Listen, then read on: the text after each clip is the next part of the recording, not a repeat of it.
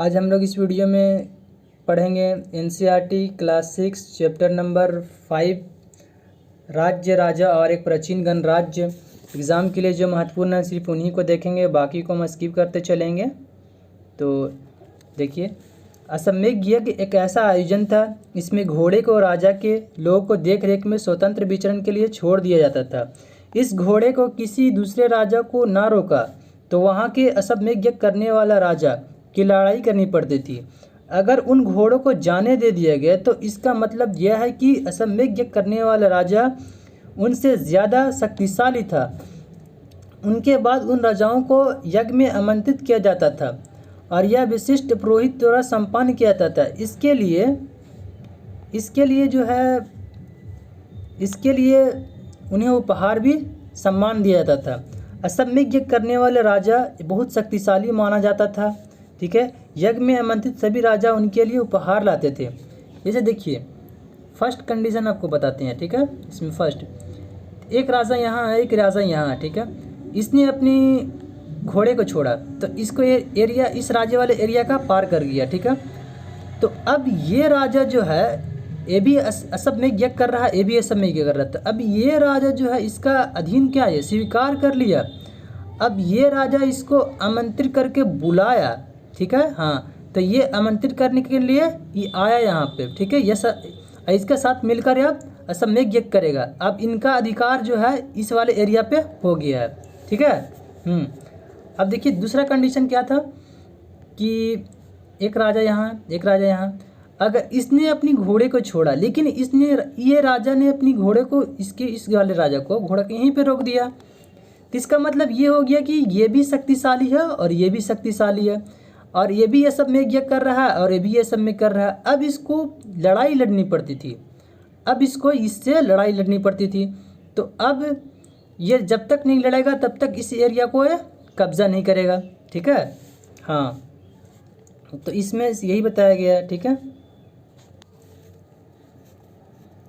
हम लोग वर्ण को देखेंगे। ठीक है, तो उस समय उत्तर भारत में खासकर गंगा यमुना के क्षेत्र में कई ग्रंथ रचे गए हैं। ठीक है, और ऋग्वेद के बाद रचे होने के कारण उत्तर वैदिक ग्रंथ कहे जाते हैं। उत्तर वैदिक ग्रंथ क्यों कहे जाते हैं? क्योंकि गंगा यमुना का क्षेत्र भारत के उत्तरी हिस्से में पड़ता है। ठीक है, तो इसके अंतर्गत सामवेद, यजुर्वेद, अर्थवेद और अन्य ग्रंथ शामिल है। ठीक है, पुरोहितों द्वारा रचित इस ग्रंथ में नियम और कानून बनाए गए हैं। ठीक है, विधियां बनाई गई है।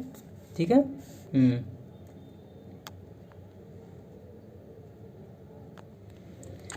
इस समय कई समाज कई समूह में बटा हुआ था।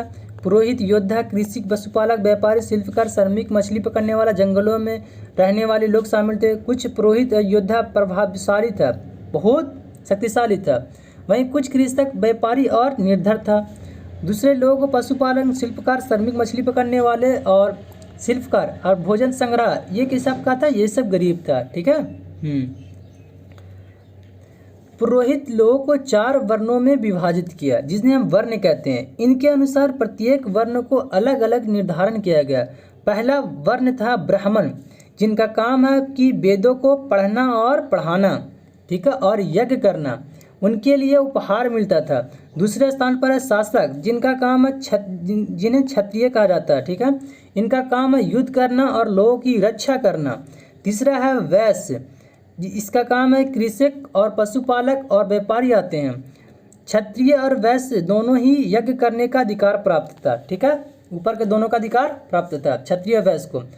वर्णों में अंतिम स्थान शूद्रों का था। इनका काम तीनों वर्णों की सेवा करना था। इनमें कोई अनुष्ठान करने का अधिकार प्राप्त नहीं था। औरतों भी को शूद्र माना गया। महिला और शूद्रों को वेदों को अध्ययन करने का अधिकार नहीं था।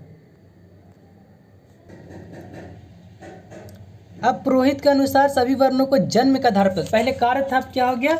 जन्म के आधार पर हो गया। ठीक है, तो उदाहरण के तौर पर ब्राह्मण के माता पिता के संतान ब्राह्मण ही होते थे।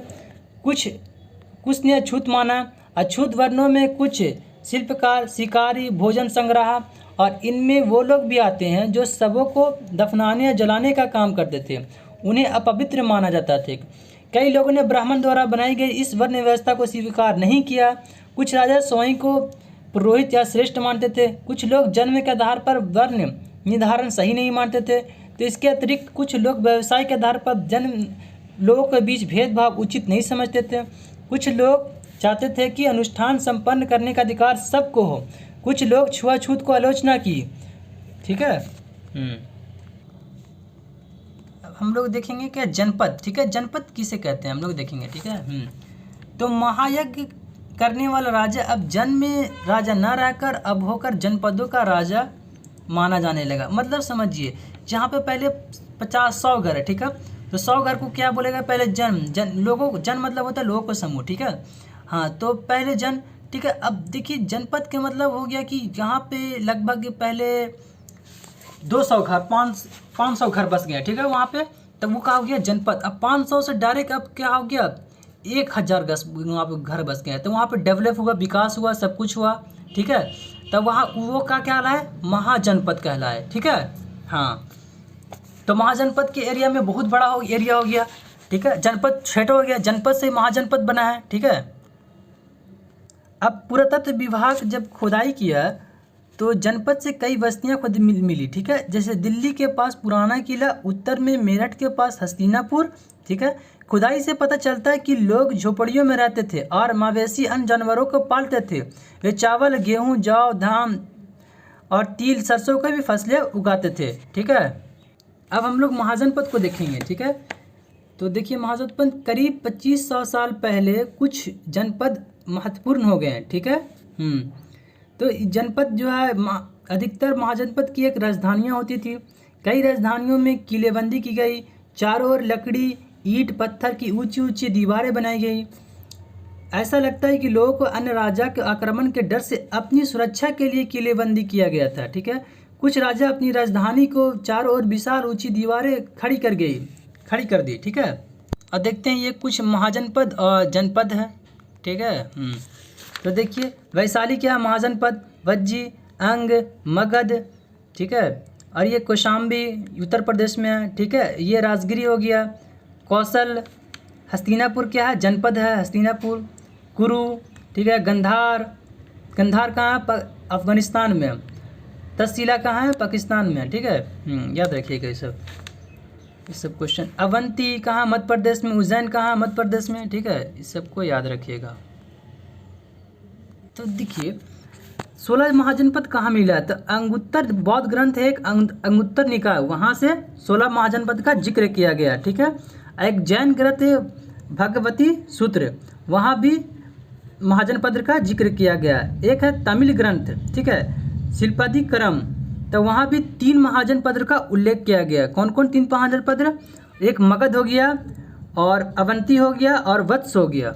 ठीक है, याद रखिएगा, ये क्वेश्चन आता है। अब देखिए क्वेश्चन है कि महाजनपद और देखिए क्वेश्चन है महाजनपद राजा ऋग्वेद और के राजा में किस प्रकार से भिन्न है। ठीक है, महाजनपद के राजा और ऋग्वेद में उल्लेखित, ठीक है, के राजा में किस प्रकार से भिन्न है, तो अब बताइए किस प्रकार से भिन्न है। ठीक है, तो महाजनपद के राजा के पास बड़ी सेना थी, इसके पास बड़ी राजधानियाँ थी महाजनपद के पास। ठीक है, और इसके पास जो है ये महाजनपद के राजा क्या महलों में रहते थे। ऋग्वेद में उल्लेखित राजा था वह महलों में नहीं रहते थे।